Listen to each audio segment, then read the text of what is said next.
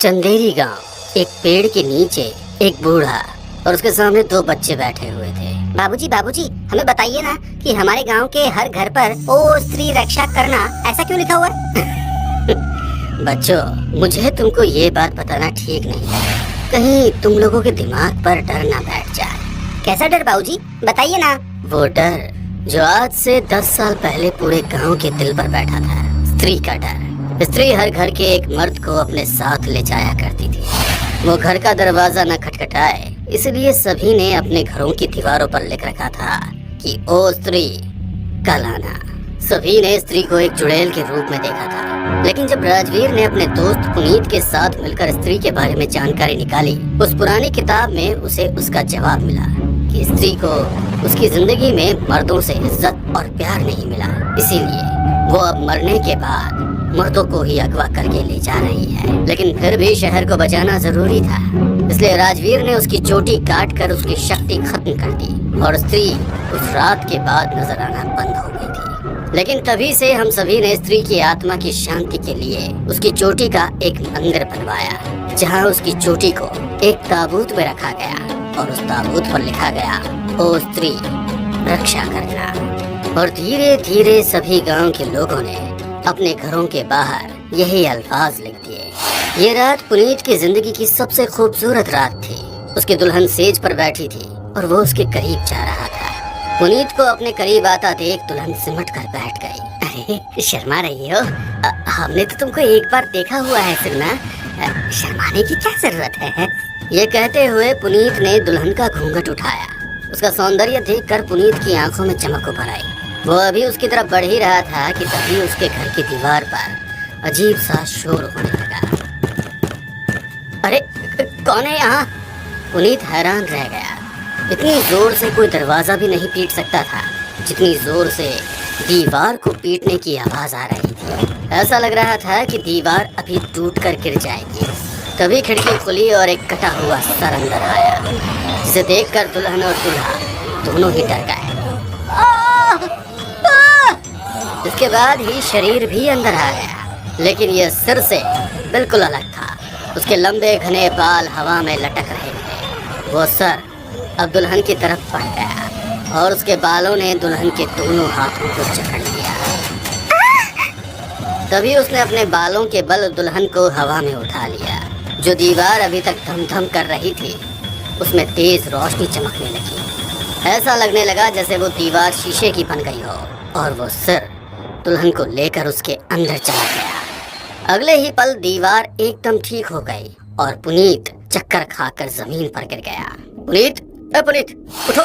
पुनीत की आंख खुली तो सुबह हो चुकी थी। उसके माँ बाप के साथ कुछ पड़ोसी भी घर में थे और उसको हैरानी से देख रहे थे।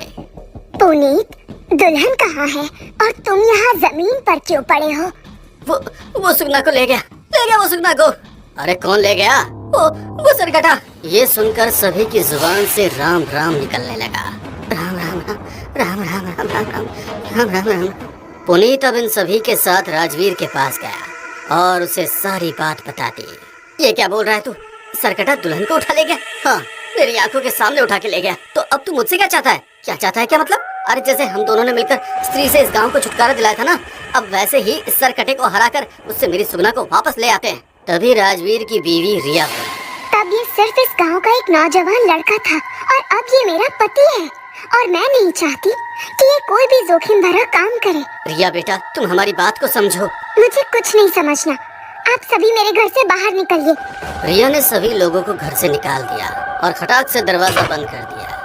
अगर फिर से तुमने किसी भूत को पकड़ने या भगाने की कोशिश की ना, तो मैं खुद भूत बन जाऊंगी। ये कहकर उसने चादर तानी और सो गई। राजवीर को पुनीत की फिक्र हो रही थी, लेकिन अपनी बीवी के गुस्से के आगे वो मजबूर था। रात तकरीबन 3 बजे रिया की आंख खुली। उसने पास में रखा हुआ पानी का गिलास उठाया तो वो खाली था। अरे यार, इस गांव में शादी करके तो मैंने मेरी ही किस्मत फोड़ ली। राजवीर सो रहा था, इसीलिए उसने उसे उठाना जरूरी नहीं समझा और पानी का मटका उठाकर घर से निकली। बरामदे में एक कुआं था, उसने बाल्टी पानी में फेंक दी। जब बाल्टी पूरी तरह से नीचे पानी में गिर गई तो उसने वापस रस्सी खींचना शुरू किया। अचानक से हंसने की आवाज आई तो वो डर गई। ये किसकी आवाज है? उसने सांस ली और वापस पानी खींचना शुरू किया। तभी वो आवाज और ज्यादा तेज आने लगी और उसने देखा कि बरामदे में लगे एक पेड़ के तने पर अजीब सी चमक हो रही है, जैसे कि पेड़ पर हजारों जुगनू बैठे हों। उसको प्यास बहुत तेज लगी थी, इसलिए उसने तेजी से बाल्टी को खींचा और जैसे ही रस्सी पूरी ऊपर आई तो उसने बहुत भयानक दृश्य देखा। उस बाल्टी के अंदर कोई काली चीज नजर आई। ये क्या है? उसने उस काली चीज को उठाया तो पाया कि वही कटा हुआ सिर था जिसने सुगना पर हमला किया था। उस पर लिपटे हुए काले बालों ने रिया के हाथ और पैरों को जकड़ लिया और हंसने लगा। रिया का दिल बुरी तरह दहल चुका था। उसकी सांस भी ऊपर नीचे हो रही थी। उसने सांस को पूरी तरह से अंदर लिया और उसके कंठ से एक खौफ भरी चीख निकली। वो चीख सुनकर राजवीर जाग उठा। रिया, तुम कहाँ हो? उसने खिड़की से देखा कि रिया कुएं के पास है। वो भागकर बाहर गया तो सामने का नजारा देखकर उसके भी रोंगटे खड़े हो गए। रिया! वो रिया की तरफ भागा, लेकिन उस सर ने बालों के सहारे ही रिया को हवा में ऊपर उठा दिया। पेड़ में जो लाइट जल रही थी वही एक गोल घेरा खुल गया और वो सर कटा रिया को उसके अंदर ले गया। नहीं! राजवीर भागकर उस पेड़ के पास पहुंचा तो अचानक से वो पेड़ पहले जैसा हो गया। अब राजवीर की नजर घर की दीवार पर पड़ी तो उसने स्त्री रक्षा करने वाली लाइन को मिटा हुआ पाया। अगली सुबह पुनीत और गांव के सभी लोग एक जगह जमा हुए। राजवीर के चेहरे पर परेशानी साफ नजर आ रही थी और उसके हाथ में वही किताब थी। रिया ने इस किताब को खोलने तक से मुझे साफ मना किया था, लेकिन अब उसी की जान खतरे में है, इसीलिए रिया मुझे माफ कर देना। ऐसा कहकर उसने किताब का वो आखिरी पन्ना खोला जो उसने पढ़ा ही नहीं था। स्त्री बनने से पहले वो एक अच्छी नर्तकी थी और उसे मारकर स्त्री बनाने वाला एक सरकटा था। जब तक स्त्री शहर में घूम रही थी तब तक सरकटा नहीं आ सकता, लेकिन अगर आपने स्त्री को भगा दिया तो सरकटा वापस आएगा। ये सरकटा कौन है इसके बारे में हम जानेंगे इस किताब के अगले भाग में। अगले भाग में? क्या मतलब अगला भाग? क्या इस किताब के बाद कोई दूसरी किताब भी लिखी गई थी? पता नहीं बहन जी, जब मैं और पुनीत उस अंधेरी गुफा के अंदर गए थे तो हमें तो वहाँ पर एक ही किताब मिली थी, तो फिर इसमें क्यों लिखा है कि पुनीत, मुझे लगता है अब हमें वापस उसी गुफा में जाना पड़ेगा। क्यों? अब तू क्यों उस सरकटे को ढूंढना चाहता है? क्योंकि अब तेरी बीवी गायब हुई है इसलिए? पुनीत, बीवी तेरी भी गायब हुई है। ये गिले शिकवे करने का वक्त नहीं है यार। अगर तू चाहे तो मेरे साथ चल सकता है, या फिर मैं अकेले भी अपनी पत्नी के लिए वहाँ जा सकता हूँ। ये कहकर अब राजवीर वहाँ से निकल गया और पुनीत किसी सोच में डूब गया। रात के 12 बजे सुनसान जंगल और अंधेरी रात, ऐसे में एक अकेले इंसान की चहलकदमी उसके लिए माहौल को बहुत डरावना बना रही थी। काफी देर चलने के बाद वो गुफा पर पहुंचा। उस गुफा को उसने आज 5 साल बाद देखा था और उसे देखते ही उसकी आंखों के सामने वो सारा मंजर ऐसे घूमने लगा जैसे कि ये कल ही की बात हो। मुझे जाना ही पड़ेगा, यार पता नहीं किस हाल में होगी। यह कहकर वो उस गुफा के अंदर दाखिल हो गया। अभी कुछ कदम बढ़ाने के बाद ही एक चील तेज शोर करती हुई सामने से आई। राजवीर नीचे झुककर उस चील से बच गया और वो पीछे निकल गई। राजवीर की सांसें तेज चल रही थी और माथे पर पसीनों की बूंदें छलक आई थी। ये तो पहले से भी ज्यादा वीरान हो गया यार। तभी किसी ने उसके कंधे पर हाथ रखा और वो अचानक से डर गया। उसने पलट कर देखा तो वो पुनीत था। तुम आ गए? हाँ, दिख रहा हूँ तो साफ सी बात है कि आ ही गया होऊंगा।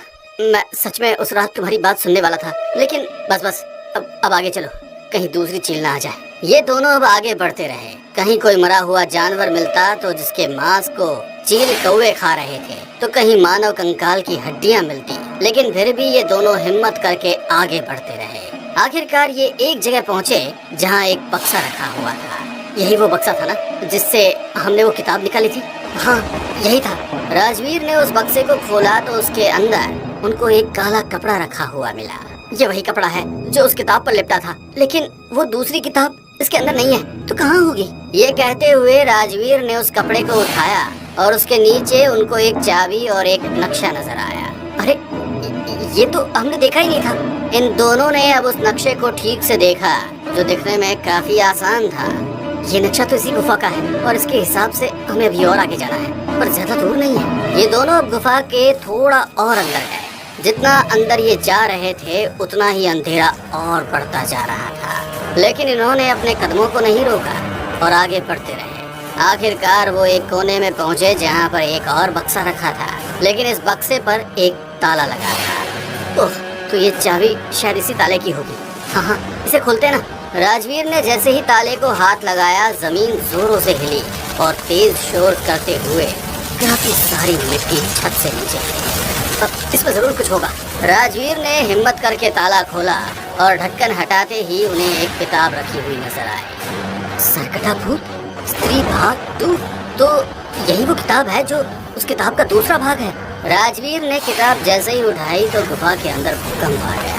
अरे ये क्या हो रहा है? तभी कुछ बड़े बड़े पत्थर छत से नीचे गिरने लगे। भागो! ये दोनों गुफा के मुंह की तरफ भागे। धीरे धीरे पूरी गुफा ढह रही थी और अगर ये एक कदम भी रुकते तो उसी में दबकर मर जाते। ये दोनों गुफा से बाहर आए और पूरी गुफा तहस नहस हो गई। इन दोनों की सांसें तेज तेज चल रही थी। कुछ देर इन्होंने सांस ली और उसके बाद ये गांव में पहुंचे। चौक पर सभी पहले ही इनका इंतजार कर रहे थे। स्त्री के मरने के बाद ही सरकटा भूत वापस आएगा, क्योंकि उसी की वजह से नृत्यु की मौत हुई थी और मरने के बाद वो स्त्री बनी थी।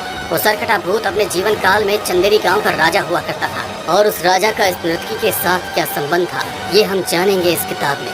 आगे की कहानी जानने के लिए इस कहानी का अगला पार्ट जरूर देखें।